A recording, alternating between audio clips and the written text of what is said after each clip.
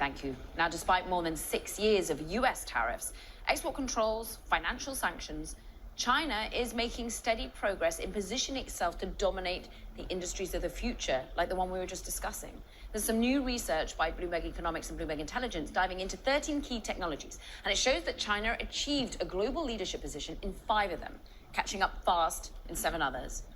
We're pleased to welcome to the show the author of this piece, Gerard DePipio from Bloomberg Economics, who takes part in the report. And Gerard, just outline the 5 where they're dominant and the areas that they're growing.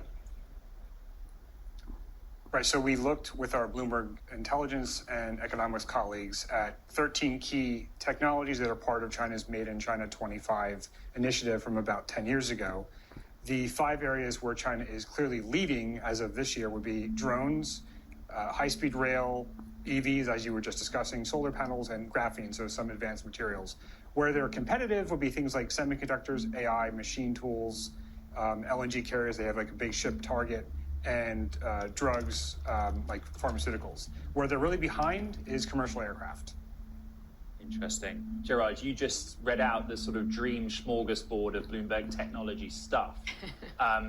I think one thing we reflect on in the show is that some of those key areas, right, semiconductors, even drones in EV, it's very policy focused. In other words, the government in China changed their mind, but they're often willing to support those industries through finance or policy to make them successful. Indeed. I mean, industrial policy is a big part of it. China's new energy vehicle targets and plans go back to around 2009, so they predate Made in China 25. How they do this, it's hard to quantify, but there are a lot of subsidies for buyers, for firms. There's state-backed credit, state-backed investment funds, government procurement, et cetera. But I think BYD is a good example. So the EV sector clearly benefited from Chinese industrial policy, but the industrial policy also didn't pick winners, so to speak. BYD was the one that rose to the top, in part because consumers were ultimately the ones deciding, and now it is a globally competitive firm. Let's just talk about what this means for the US as well, because the US has been trying to prevent great strides in certain areas of technology. AI chips comes first to mind, by limiting trade from the US, but also from its allies. What does this do if China gets there anyway? The U.S. measures, I mean, you're right, so tariffs are kind of more macro in terms of hitting many things. The export controls are very much focused on advanced semiconductors and things related to that, like artificial intelligence.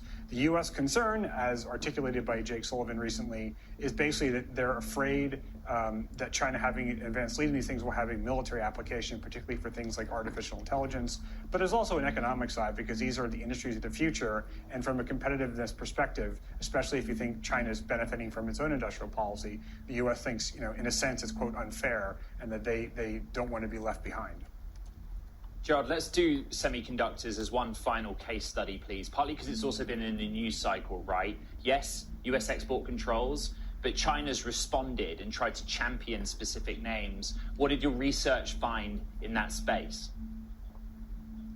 So, I mean, China's main fab is SMIC, right? And SMIC is sort of their TSMC equivalent. It receives heavy subsidies, but then there are other firms like Huawei, which is ultimately buying the chips that they're making, that are also being state supported. So in general, I think the U.S. export controls have probably done less damage than many in the U.S. government would have hoped 2 years ago.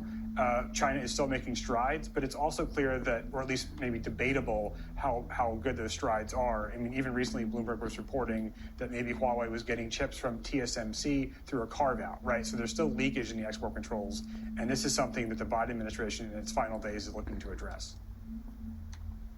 Gerard DePipio from Bloomberg Economics, just incredible. Thank you so much, really appreciate it. Let's stick with China just really quick.